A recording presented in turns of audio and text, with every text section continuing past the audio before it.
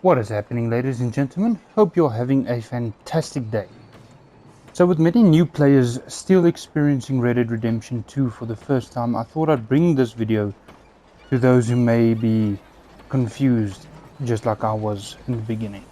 And with how much information the game gives you, some of it may have easily been overlooked, or the game just simply does not tell you about it. So with roughly 48 hours, 32 minutes and 17 seconds of time in this vast open world, here are some things I wish I knew sooner. Alright, so first things first, let's talk about exploration. Now this game has a tendency to just pull you into the open world. You would want to take your horse and just roam through the countryside, and if you're exploring, having a minimap on can break some of the immersion. So turn off your minimap. If you are not doing any main missions or side missions, turn off your minimap. You don't need to use your markers or anything. And even if you do, you can just press down on the directional pad and the map will pop up for a brief second. But when you're exploring, turn it off. Trust me, it'll immerse you so much better. And you do this by pressing down on the directional pad, holding down at least, and then pressing circle if you're on PlayStation and B if you're on Xbox. If you're on PC, I sadly do not know the input, so just adapt it however you wish. Secondly, do not rush the missions. This game, you can fly through it very quickly by just focusing on the main story and on side quests, but trust me, you are missing out if you do this. Please do explore the open world. You will have a much better experience. You get random encounters throughout the world that either make you laugh, make you frustrated, or whatever the case, explore the open world. Many of these encounters that you do get, these random encounters, if you do help NPCs, for example, they'll often reward you when they reach their destination and you pass by there again. They'll remember you and you get rewarded. I got my Schofield revolver, which is my favorite weapon so far. Oh, I can't show it here. It is my favorite weapon so far, and I got it for free by helping an NPC. He let me buy any weapon from the gunsmith on his tab.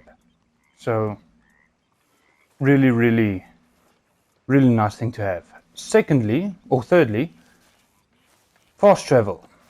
You can unlock fast travel relatively early in the game, but you will have to, wait, I'm going the wrong direction. You'll have to come to this section here. If you are in the second camp, in the first camp, this is always behind Dutch's tent. So just go behind Dutch's tent, you'll see the ledger. You can open up the ledger, and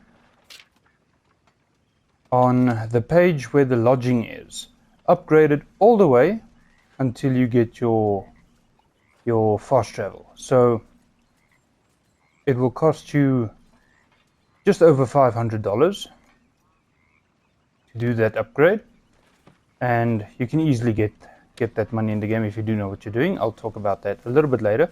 But once you get fast travel, you go over to Arthur's cabin, and at the back of his cart there will be a map which you can use to fast travel. But also, this was very particularly useful and something that I missed. Oh, this is not Arthur's tent. It's that way. But at the back of his tent, there's the map. You can use that to fast travel. And when you set up a camp in the open world, in the wilderness, wherever, you can fast travel from that camp as well to any major town that you have already visited. So just keep that in mind. Very useful. But for the most part, you'll just want to run to your destinations. You discover legendary animals and whatnot. But let's leave that for now. The final tip on exploration: keep at least 2 outfits on your horse. You can go over here, because it took me a while to figure this out. I don't know why, it just did. Oh, right here.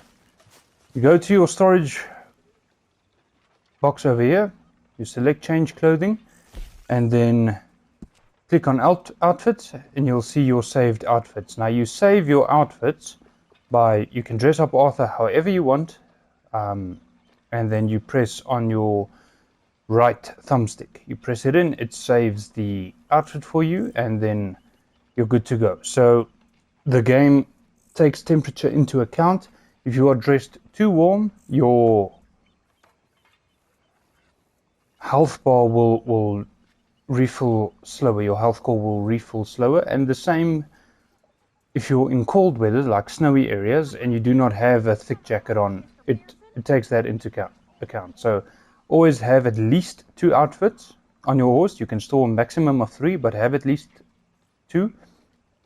And yeah, but save 3 just because Red Dead Redemption, or Fashion Redemption I should say, is a real thing. So just keep that in mind.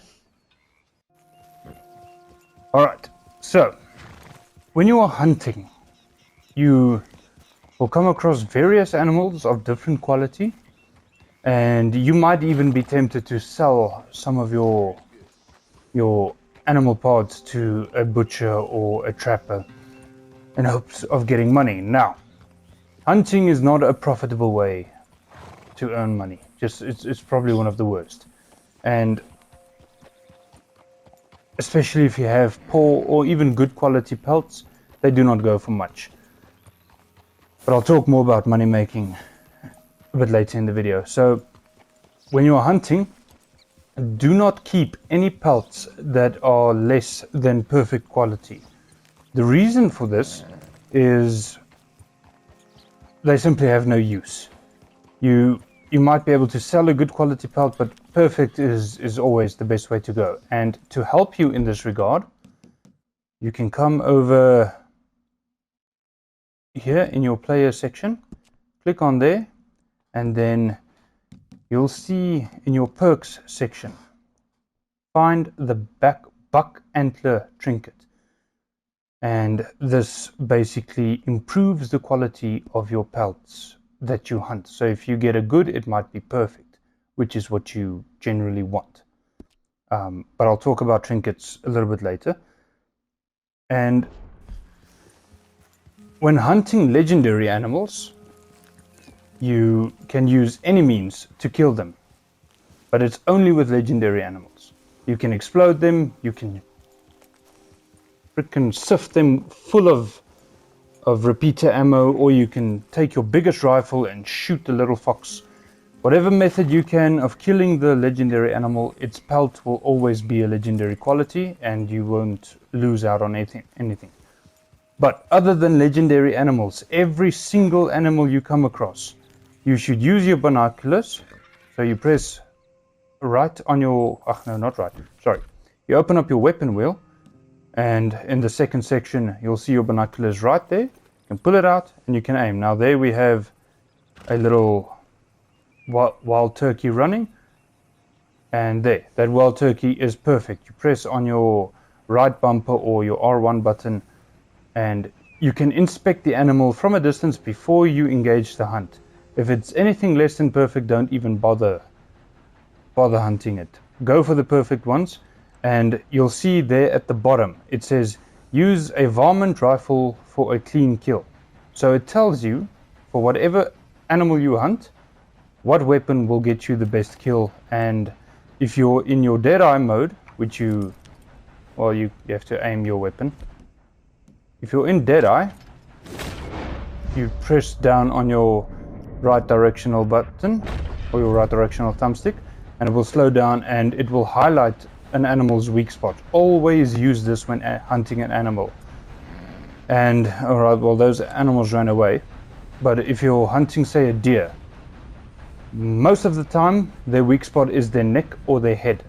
Now if you say take out your bow, which is good to take down the deers, you can pull out your bow and then press on your square button or your X button, and it will whistle to the animal and it will lift up its head, giving you a very easily clean kill. Thirdly, sell your legendary pelts to the trapper. Now the trapper is located anywhere on the map that has, oh no, not that one, that's a horse fence. Here we go. The trapper is anywhere on the map that has this particular paw print icon. You can go to the trapper, sell your legendary pelt to it, and he will be able to craft you new weapons, or not weapons, outfits, which would improve certain things. You can improve your gun holsters, your belts, all those lovely little things.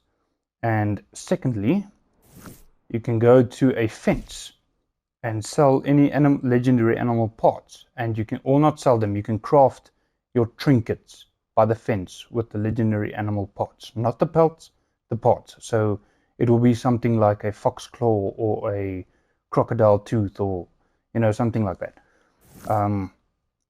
But we'll talk about where you unlock the fence a little bit later, because it's not immediately available. But yeah, that's it for hunting. Also, did you know every 60 seconds in Africa a whole minute goes by? Alright, so as I promised, money making. First and foremost, do not buy any weapons. Most of the weapons you can find out in the open world. If you say rob homesteads, you will generally find weapons mounted on walls or just laid out on against the wall. So don't buy weapons, and I think 2 weapons you can get for free from any gunsmith. So just don't buy weapons. It's not worth the investment. Secondly, unlock the fence with Hosea as early as possible. So as soon as you reach this area, let me just go all this way. Where the hell is it now? Not Valentine. Oh my goodness. Horseshoe Overlook. Where the hell is Horseshoe Overlook? But anyway, here we go. You'll set up camp in this area over here, and immediately you'll be plummeted with a whole bunch of missions. So focus on any mission with Hosea, because with that you will firstly get a new horse, and you will come down to Emerald Ranch. Where's Emerald Ranch? Over here. And from here you will unlock your first fence. And the fence is very useful because you can sell any stolen items. So anything you loot from a house or a dead body, you can sell to the fence. You can't sell it to anyone else. They will not accept it. And this is a very, very easy and maintainable way to earn money in the game. Thirdly, also here in Emerald Ranch, you'll see a lot of stagecoaches riding by, carriages and whatnot. You can rob those carriages. Just make sure the owner doesn't follow you or plays as a witness against you. You can steal the stagecoach and bring it to the fence. They normally go for between $20 to $40, if I'm not mistaken, and it is by far the most reliable way to make money in the game. Hunting or stealing horses and bringing them here is probably the worst way to make money. So just if you want to steal stuff from a stagecoach. You can also rob banks and trains.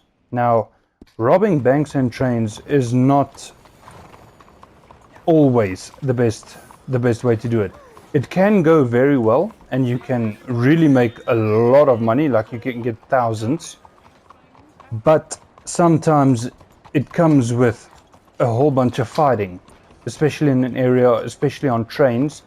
You can incur a bounty that is higher than the reward that you get, so you are effectively losing money that way. So probably not focus too much on robbing trains or banks as a reliable way to make money. Main missions and side missions can net you quite a bit of money, but they are once-off methods.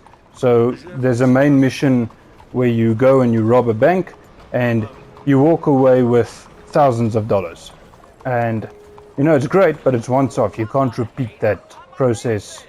So it's good to know that you get money from the main campaign. You'll always get enough to get by. But if you want to make more money, spend it on horses or upgrading your character or whatever, go for stagecoaches and carriages. And you also get a few side missions at your... Let me see if one might be active. You also get a few side missions at your camp. and they will be highlighted like this. Now this is fishing, but they will be highlighted in different ways. It will either be, you can go hunting for rare animals, normally with Charles if I'm not mistaken, and with most of the other characters you can go rob homesteads or carriages, and that is also a good way to make money, but keep in mind they are what seems to be random. If you wait a day, they just disappear, so that option is not available anymore. So they are time sensitive, keep that in mind, but it is a good way to make quite a bit of money, normally just over $100 to $200. And then speaking more of a few once-off stuff, you can get gold bars and gold nuggets, which you can sell to the fence. You can sell them to anyone, but the fence gives you by far the best prices. I had a gold bar, I took it to a general store, and the general store was like, oh, yeah, you go $250 or $300 for the gold bar.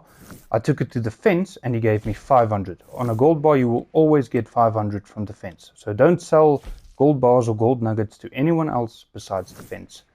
And a very early gold bar you can get in the game is here in this little town, just a bit south of your first camp, here in Horseshoe Overlook. You just go down, it's very easy and fast to get there.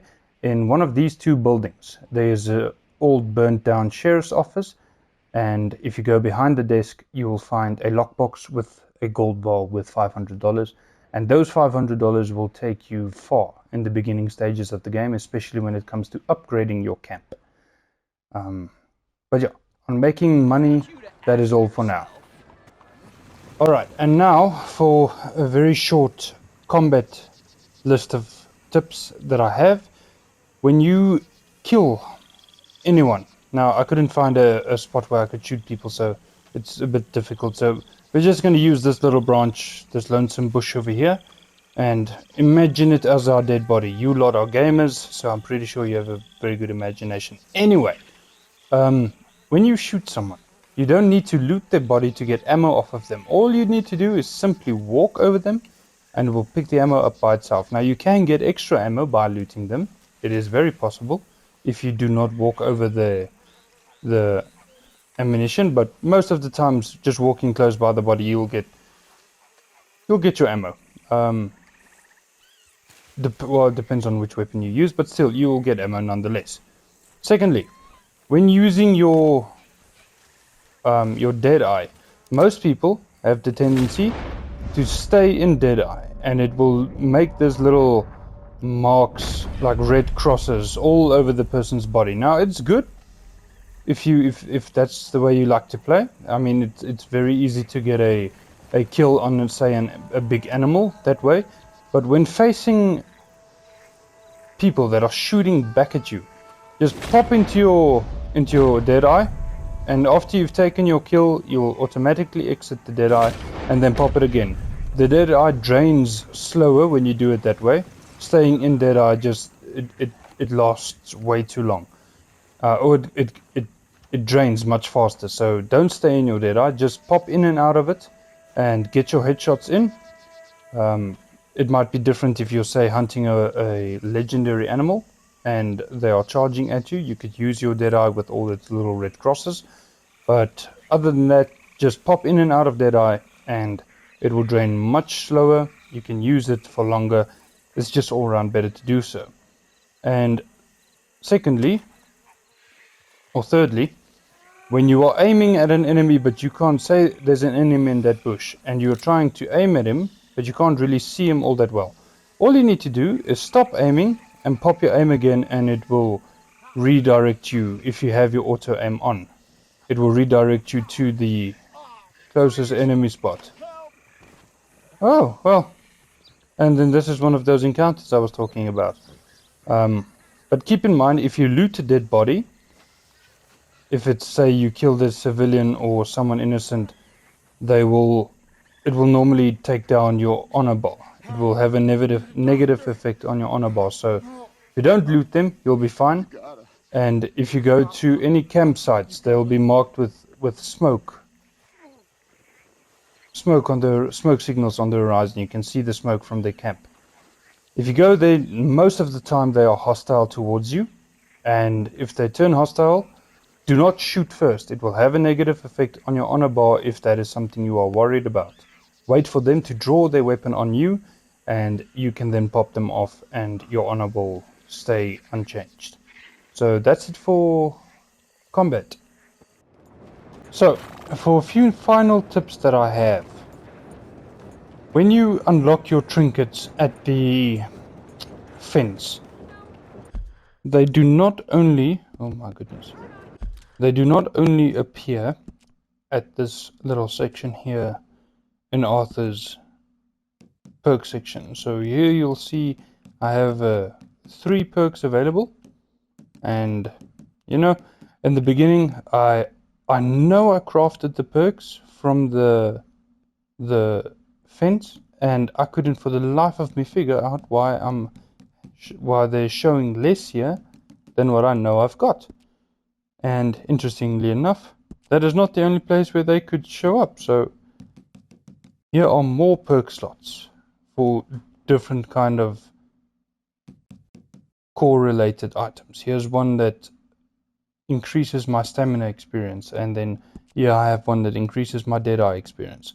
So do not despair if you can't see your perks in that general menu over here. They are spread out over these 4 sections. Other than that, just have fun. Do not, like I said, do not rush this game. I've played many video games in my life, and there are genuinely very few games that are as detailed and as immersive and impressive as this game. This game is done exceptionally well, and you will reward yourself with nothing less than a good time if you take it slow, enjoy your time, and just experience the game. And here's a last little thing that I have. There's this way you can interact with NPCs by pressing down on your left trigger or L2 button. And you can see there I can greet them, antagonize them, or rob them. But there's a neat little trick you can do to give yourself a little laughter. Look at this. You can greet them. You can greet them again. And then antagonize. And you can insult people. And I saw this on TikTok. It's called the greet antagonize method. So a very, very nice little way there too. If you're looking for a laugh, just walk around the town and insult a few people. Look at this.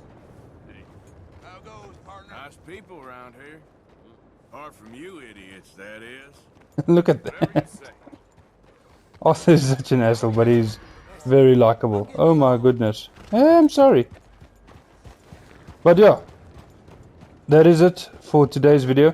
Thank you so much for watching, and if you are a veteran of the game and you've played it since launch, please feel free, if I've missed anything, fill in the blanks, and if you could give me some advice as well.